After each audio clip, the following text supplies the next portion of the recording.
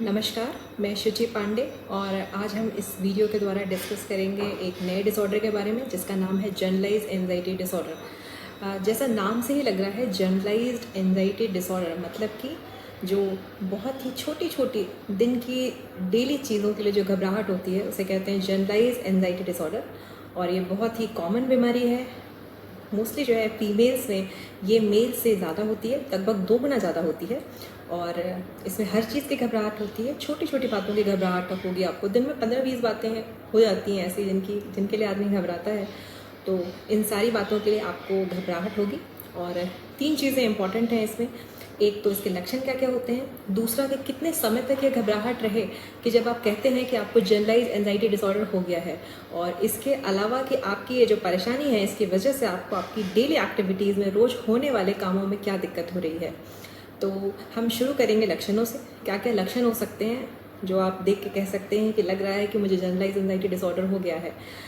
इसमें बहुत ज़्यादा चिंता होगी, हर छोटी बात की चिंता होगी। जैसे कि कोई आपके घर से बाहर निकल रहा है तो आपको चिंता होगी ये वापस लौट के आएगा, बच्चों का कॉल नहीं आया, कहीं उनका एक्सीडेंट तो नहीं हो गया है, नहा आज पानी नहीं आएगा क्या, पानी टाइम पे आएगा क्या, मतलब हर चीज़ की चिंता। इवन आपको अगर कोई फ़ोन भी देर से कर रहा है तो आपको उसकी भी चिंता होगी कि उसने फ़ोन क्यों नहीं किया, आखिर क्या बात हो गई। आपको ये पता है कि आपको ये सारी चिंताएं नहीं होनी चाहिए, पर फिर भी आप इस पर कंट्रोल नहीं कर पा रहे हैं।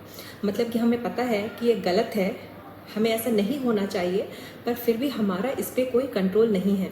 ये भी एक बहुत इंपॉर्टेंट लक्षण है इस बीमारी में। इसके अलावा कुल ऐसी 6 लक्षण होते हैं जिनमें से अगर 3 लक्षण या 3 से ज़्यादा लक्षण हैं आप में, तो हम कह सकते हैं कि आपको जनरलाइज्ड एंजाइटी डिसऑर्डर है।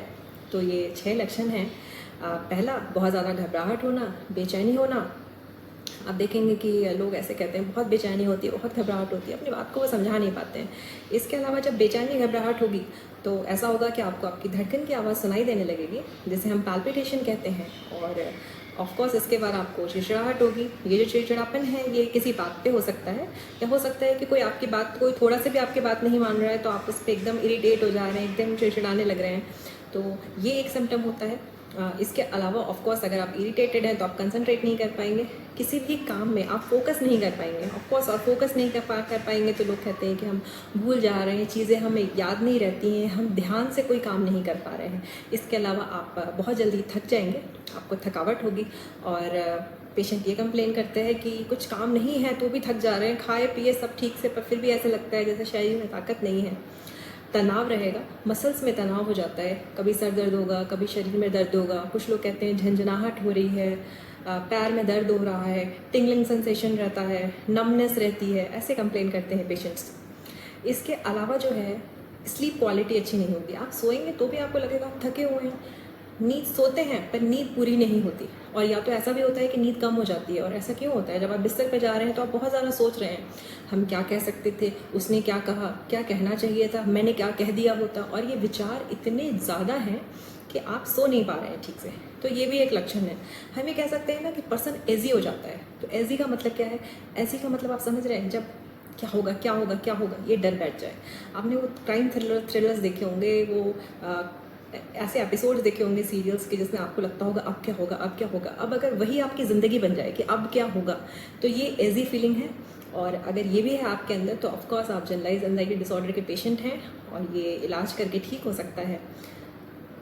इसमें जो है बहुत इंपॉर्टेंट बात है कि कब इसका इलाज होना चाहिए, क्योंकि ये बहुत ही नॉर्मल लक्षण है, लोगों में मिल जाते हैं। कब इसे इलाज की ज़रूरत है, जब इसकी वजह से आपकी क्वालिटी ऑफ लाइफ इम्पेयर हो रही है। इसकी वजह से अगर आपके जीवन में कोई प्रॉब्लम है, आप अपना 100% अपने काम को नहीं दे पा रहे हैं, दूसरे काम अगर ठीक से नहीं कर पा रहे हैं, तो ऑफकोर्स आपको इलाज की ज़रूरत है।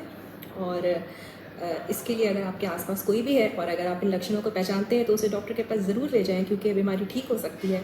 और इसी से मिलती जुलती बीमारी होती है फोबिया, जिसमें कि जो डर और घबराहट है ये किसी स्पेसिफिक सिचुएशन के लिए होता है। जैसे जनरलाइज एंजाइटी तो हर चीज़ के लिए, हर छोटी छोटी बात की चिंता होती है, पर इसमें क्या है, एक स्पेसिफिक सिचुएशन। जैसे सोशल फोबिया है तो ये भीड़ भाड़, जहाँ बहुत सारे लोग हों, ऐसी जगहों पर होता है। तो आज हमने इस वीडियो के द्वारा ये जाना कि जनरलाइज्ड एंजाइटी डिसऑर्डर क्या है और फोबिया क्या है और इसका इलाज संभव है। तो अगर आपके आसपास कोई ऐसा है जिसको इलाज की ज़रूरत है तो उसे डॉक्टर के पास ज़रूर लेके आएँ। धन्यवाद।